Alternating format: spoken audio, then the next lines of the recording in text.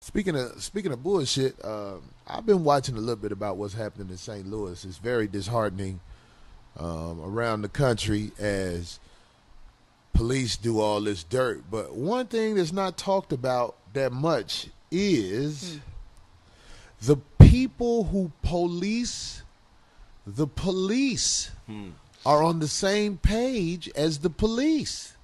It's the same type of person. The police officers are the guys in the uniforms out there doing it. The people who determine what happened to the police, they've graduated past the uniforms. They got on a suit, and they have let the Caucasian racist officers know, we got your back. We got your back. So we keep on talking about the police.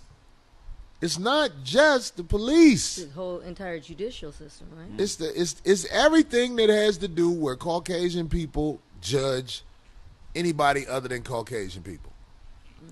Caucasian cops are dangerous for areas that are not Caucasian because the history of Caucasian people in America is a violent history against everything that was here. And trust me, you know the Indians was here, but people don't know how many black people was here. As I have found out. Yeah. I didn't even know like same that. people. Right. All the same people. The people who are normally the cops who shoot unarmed black people come from that race of people that invaded this nation. And because they're able to judge us as cops, judges, state's attorneys, all that, you'll never get justice. You'll never get justice. I will say this. The only way you're going to get justice is go eye for an eye. All those cops who killed all those unarmed black people, their family members should be murdered. And remember, I said this, motherfucker, be scared or whatever. Oh, Corey, you, because I said something like that on Twitter, and this dude called me a racist. He said a whole bunch of negative stuff about me, but he never addressed what happened. You know what I mean? Like, he never said nothing he never about. wanted to talk about, well, why do you feel like that, or what's right, the cops who go around murdering unarmed people and get away with it. But I'm bad, so I'm here to tell you, I believe in an eye for an eye. If you kill one of mine, I'm supposed to kill one of yours. That's how I believe things should be. I don't give a fuck if it's your child. I don't give a fuck who it is. You kill one of mine, we supposed to get one of yours. So these marches and these peaceful protests are fucking useless. Put effort into getting real justice, and that's popping one of theirs. That's how I really feel, and I don't give a fuck who gets mad at me. I got courage to say what the fuck is really going on.